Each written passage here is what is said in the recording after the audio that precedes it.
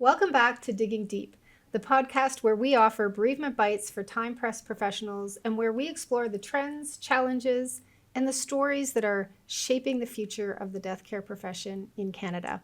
I'm your host, Heather Kiteley, President and CEO of GFD and second-generation funeral director.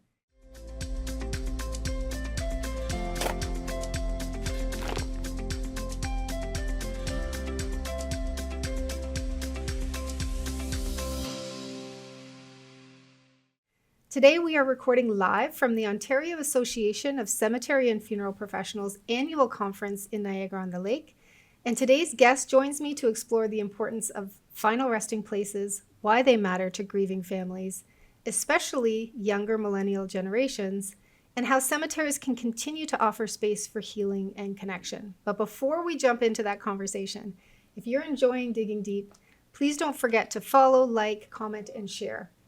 Your support helps us to keep these essential conversations going. Joining us today is Marc Bisson. Marc is a seasoned executive with over 35 years of experience building and leading successful businesses in competitive industries. Known for his strategic mindset and hands-on leadership, he now brings that experience to his role as Managing Director of Catholic Cemeteries of the Archdiocese of Ottawa-Cornwall. Welcome, Marc. Well, thank you for having me. We're so excited to have you on the podcast today because I love any opportunity I have to talk to people who come from the outside, as we say. So born and bred in the sector, born in a funeral home, raised in a funeral home. Well, not born in the funeral home. That's a little bit weird. Definitely from a funeral home family, been living and breathing the culture of it my entire life. You come from the outside, meaning you've only been in this role for, I think, about 3 years. And so I'm really interested to hear about your journey. So why don't we start there? Okay, sounds great. Thank you. Yeah, so my experience has been, I started a couple of high-tech companies in Ottawa, and so I built them from the ground up to around 100 people or so. That's incredible. Yeah, it was a journey by itself. I'll bet. Yeah. And also wearing multiple hats. So when it comes to small business, which is up to 100 people, let's say that's my sweet spot. Yeah. I wouldn't want to manage Exxon. Yeah, I'm with you there. Right? There's something about we're 33 people at GFD. There you go. And it's just perfect. It is. It's just perfect because you have such a strong team and you can do you can focus on the strategic stuff, but you still have to put on the hats every now and again, right? And you still know everyone. Anyway, we digress. So true, yeah, and that's fine. And I feel that it took, and as a consultant especially, I worked in different industries. So I got out of high tech. I did, film and entertainment. Oh my gosh. Retail. Yeah, just different things. And each time I acquired different skills here at and I feel that it took all these years of experience to be able to manage, what I need to do for the mission of cemeteries for the Archdiocese of Ottawa-Cornwall. And in particular, I remember I was hired by the Archdiocese, and the following day they said, well, there's the OACFP conference in Lac Limay in Gatineau. Okay. And he said, you could go there. You could start mingling, starting to introduce yourself. And so I said, fine, I could do that. And I remember I spoke to the first, I think it was the third booth I went to, and I said, boy, nepotism runs deep here, right? Well, that's a podcast of its own. But all kidding aside, it's it is father and son and father and daughter for a lot of people, and more importantly, even if the ones let's say you weren't fortunate enough to be born in this profession, it's you typically when you enter it, you don't leave. Yeah. They just don't go. So. Yeah. We draw you into our web, and then you're there. It's true. Yeah. So I ended up. So I met this lady, and she was from the funeral profession as well. And I was saying, this industry is quite interesting, and I gave her this, about the fact that it's a lot of generational. And she says, we call it a profession here.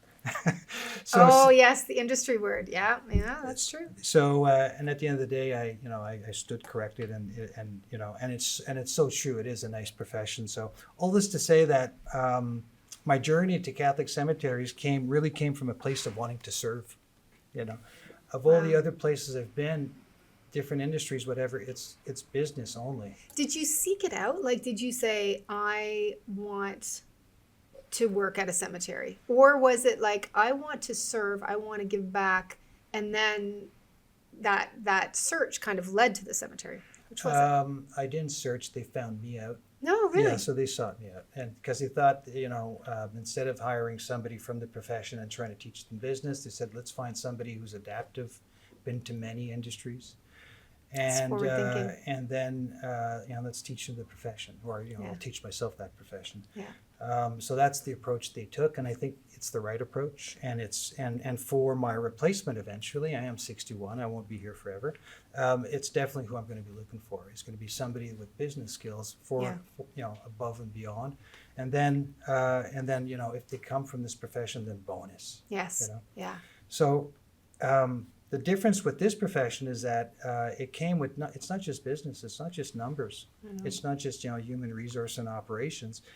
It's about dealing with people that in times of immense grief and emotion, and it also played into other I have my faults and I have my qualities just like everybody, Of course. but I am empathetic and Yeah. I am a compassionate individual. I think it served me well as a boss, and still serves me well, and it was a perfect fit for this industry. You were saying before we started recording, and we had a brief conversation about how you feel like all of the skills that you had honed in your various areas that you had worked kind of came together, and it was like a sort of a puzzle piece fitting together when you got to your current role. Yes, that is correct. Because it's a very challenging, cemeteries. It's not just like any other business. It's really you're running the operations. I inherited 3 unions, 71 cemeteries. I just don't got Yeah, one. it's not like just one. And I Yeah. think this is important for our listeners and our watchers to realize, like, you're not just managing one cemetery. It's 71 cemeteries. Yes, that is correct. Now, Yeah. the large majority are still managed by a volunteer base, and it's really the core of how we manage most of the cemeteries. Mhm. But as you know, some parishes are closing down, and Yeah. some cemeteries are passed on to Catholic Cemeteries, which is my group. So you inherit cemeteries as time That goes is- on too, That is right? correct. Mhm. As time go on, we could expect to have more, Right, and I have been Because told it's so. either that way or to the municipality, right? And so And- bringing them into the fold, I Fold. think, makes That sense. is correct, for you. and we made a promise to our parishioners that we would take these things, and in perpetuity. That's a long time, It's Heather. forever, Yeah. right? So it's more than just a couple of years. So And what business, like, think about this, if you think about all of the things that you've done, especially technology. Technology is very much not forever. Technology is like for now, and then something else and gets replaced. that is correct. And now, like, and I remember the first time I realized this as it relates to cemeteries, having come from the funeral side. I think I was sitting in a small cemetery group, and everyone was talking about the problems that they were having, and it dawned on me, like, oh, you have people forever, right? In the funeral side, we have people for a week or two, and then maybe we don't see them for a long time, and we Moves on. have them again, and they move on. But on the cemetery side, you have the people forever. So if you have someone unhappy, they're unhappy That is for a correct. long time. If they don't get along with somebody else who's also in that cemetery, you have to deal with all of those things. That is correct. Yeah. And when I look at my biggest diocesan cemetery means it's the cemetery that's within the city, in which the local parishes within the city do not have a cemetery attached to it. Like in Eastern Ontario, where the bulk of my cemeteries are, Right. every village, which are tend to be French Canadian Catholic villages, Yeah.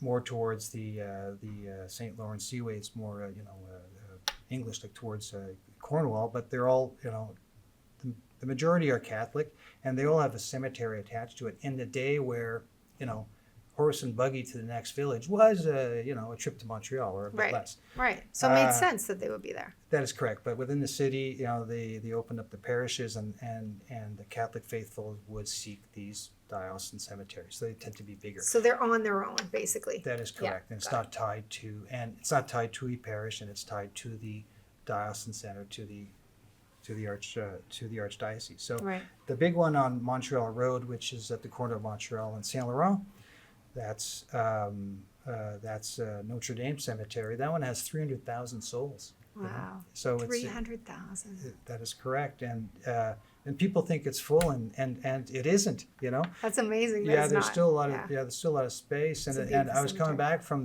back from the Catholic Cemetery Conference in Anaheim. That's a grouping of all the Catholic dioceses, archdioceses, and so people like of my role.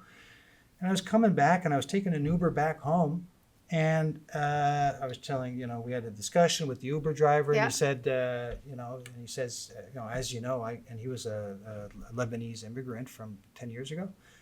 And he said, well, as you know, Notre Dame's full, so I went to Beechwood, and Oh no! yeah. Oh no! You're probably like, no.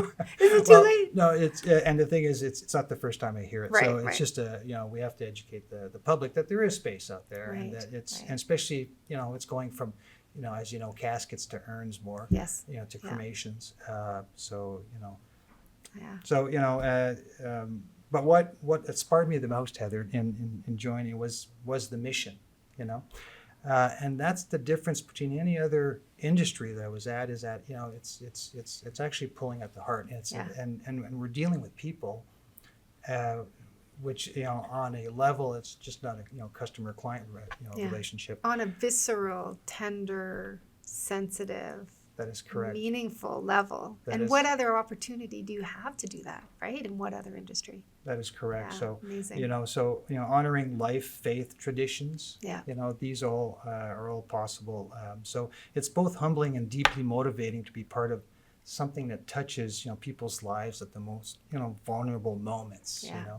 Let's start talking about millennials. They are like my favorite subject these days because I think that one of the wonderful things about millennials is that they value experience in a way that I think is kind of lost. I mean, I'm a Gen Xer, a bit lost on my generation. We just soldier on as we do in our cynicism. Yeah. But millennials, they celebrate moments and they take the time to celebrate moments. They value that experience. And I That's think correct. that when it comes to the end of life, I think that they're going to transform everything in terms of how we do it. And I'm excited about that. But I want to talk a little bit about how that translates into your side, especially from the Catholic perspective. But one in two of our survey respondents believe it's important to have a physical space for loved ones to visit and to be buried near family members. And that is especially true and skewed for millennials. Were you surprised about that statistic? That statistic came out of our most recent survey.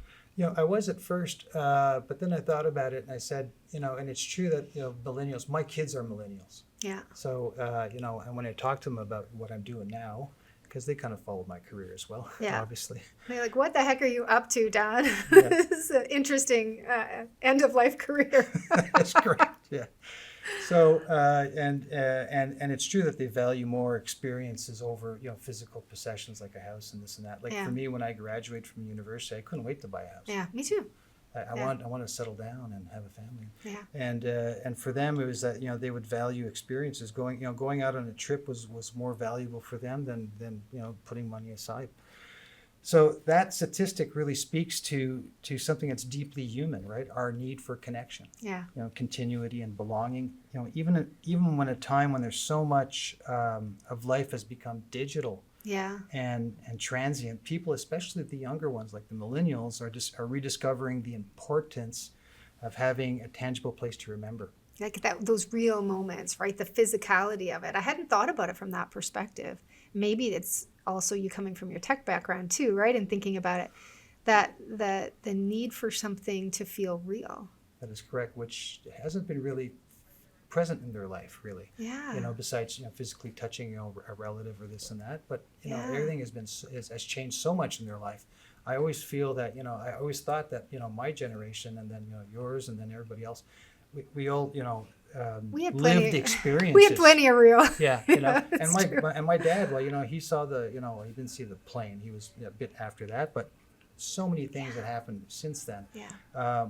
But the rate of change for the millennials and all generations following that is just incredible. Yeah. So having a physical resting place, I think, creates a sense of permanence in this world. That's constantly in a world that's constantly changing. Yeah. So if other families, it offers families a space to come together and not just to mourn, but to, celebrate life, share stories. Again, it's the experience thing. Yeah. Even with the increased cremation and certainly when I started in funeral service, if you were Catholic, you couldn't be cremated. And so That is that's a correct. huge change in That's just correct. a few short generations, That right? is correct. But even with that, seeing the need to have a place to go. And, it's funny, my husband talks about this as it relates to his dad. His dad is buried, and he likes to know that he is somewhere if he needs to go, right? Yes. Doesn't necessarily feel the need to go all the time, No. but knowing Yes. that is important, right? And I think that there's Yes. something to that permanence of it that is That is true, and for so many of us. and just from my personal experience, and it's not regret, but it's unfortunate. It's when my mother passed 12 years ago, it's myself and three brothers. We had a family cottage for years. Yeah. That the brothers and I we've had, and we've decided my mother wanted to be placed in the woods. She wanted to not be in a have her niche. cremated remains scattered. Yes. Yeah. And so we decided to bury her remains at the cottage, type of thing. Well, it just happened move forward like 8 years, and we sold that cottage. And now I cannot go back to the cottage. And it's not that it's a place, but it was a final resting place for my mother. Yeah. And now you can't go, No. right? So Yeah. the value of having a place to, as Catholics, we offer, obviously the sacred ground, and Yeah. we say this is the place where remains should be done. So it's either a casket or cremated remains. Yeah. We are running out of time, but I want to touch on one important thing to get your perspective on before we Sure. close. And this really has to do with sort of picking your brain a little bit from the business side of how you look at the business, because Sure. you're coming. The biggest challenge for those of us who are in the inside is that we struggle a little bit with the business side of it sometimes, right? Because so much of the culture of of how we conduct business is through that lens of compassion, and then the business piece feels a little bit like outside of that sometimes, and so I think we struggle. I think is it easier? I shouldn't make the assumption. I think it is, but maybe it isn't. When you have sort of decades of business experience and then you bring that to the compassion side, is it easier? And if yes, what challenges operationally are cemeteries struggling with today? Well, that's a great question. Because cemeteries are a sacred space, but they're also a complex operation. Yeah. Right? So They're forever. They're forever. That is Yeah. correct. And how do you manage forever? Well, operationally, one of them is that, one of the biggest challenges we have is maintaining large properties. I got 71, like I mentioned. So, Yeah. when that last dime is recorded as revenue, so one day that cemetery will either be full and there'll be no more inventory, or two, there'll be no more internments. Yeah. And when that happens, can you live off of the money that you set aside for this? Now, luckily in Ontario, because I've seen different jurisdictions, Yes. but in Ontario, there is a certain percentage on every casket lot or niche or Yeah. crypt that is sold that is put aside. So But there's some old cemeteries out there, and you're probably inheriting some of them That is correct. that didn't adhere to that, or were in operational or making revenue back in the day when they didn't have to do that. And since I have a financial background, I was a CFO or president at the places that I worked at. So the first thing I did when I was hired is I took out a financial statement and I went to a few cemeteries to calculate, is there enough money set aside? And since, out of the 71, 69 are a century old. Wow. Well, half of the inventory was sold and not a dime was set aside. Oh, wow. So you could imagine Yeah. what state that I inherited. Yeah. So I have plans. Yeah. I am going to rectify You gonna this fix ship. that? Oh yeah. Awesome. But all this to say that it's it is challenging. So operationally, it's challenging just managing cemetery operations. Financially, it's a balancing act. Yeah. Many assume that cemeteries are self-sustaining, but in reality, long-term maintenance and perpetual care costs continue to long after Yeah. sales revenue has peaked. Right. Yeah. In a natural environment that you can't control, really, right? That is correct. Yeah. So inflation, increasing compliance costs, changing burial trends, all affect how we look at sustainability. So at Catholic Cemeteries, we've been proactive. We've strengthened our financial oversight. Yeah. We modernized our record keeping and trust fund management. We're also working closely with partners like GFD, right, to ensure that we operate efficiently while upholding the highest standards of care and transparency. So, Yeah. and that's important. So, and we realize it. So when I showed up at my first management meetings, and I brought a business perspective, and I remember I was saying we have to. It's not if we don't charge enough, it's not the money that we make today. It's that we are shooting ourselves in the foot because we're not putting enough money aside for the future. Yeah. And I remember it was a big, we're the Catholic Church, we can't do that, That's right, And yeah. I said, hey, the Catholic Church is okay with business. It's, they want us They've done to pretty well over like centuries, right? centuries, yeah. So that's my take, and that's where I'm taking. That's why I'm working on it, and I realize, and my staff realizes that too.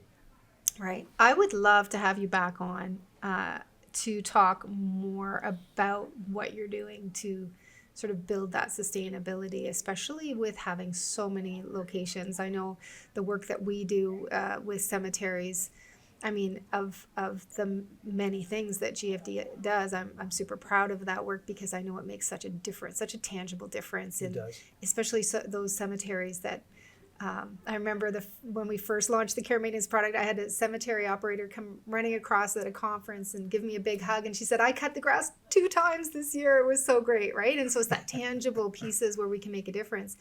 But when people like you come into this space and can share your broader perspective, I think that can help so many other folks who are in the space because they care, but maybe don't have the benefit of that experience. So I would love to do another episode where we're just talking about. Just invite me back, Heather. You got it. All right. Well, with that, thank you so much for being on this episode today. It was I feel like I could talk to you for ages on this, right? Like the more I learn about cemeteries, the more I realize just how much I don't know, and I just want to learn more. Thank you so much, Marc, for joining us on this episode of Digging Deep. You're welcome. For those of you who are listening or watching, we hope today's conversation with Marc offered a deeper understanding of why final resting places matter and how they can continue to support healing, memory, and connection across generations, and how there are some tangible things that we can do today that will ensure that our cemeteries are safe and secure and sacred spaces for generations to come.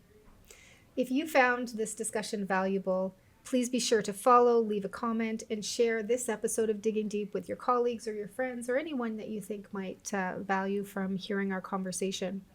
Your support helps us to keep bringing these important conversations to our profession. Until next time, I'm Heather Kiteley. Keep on digging deep.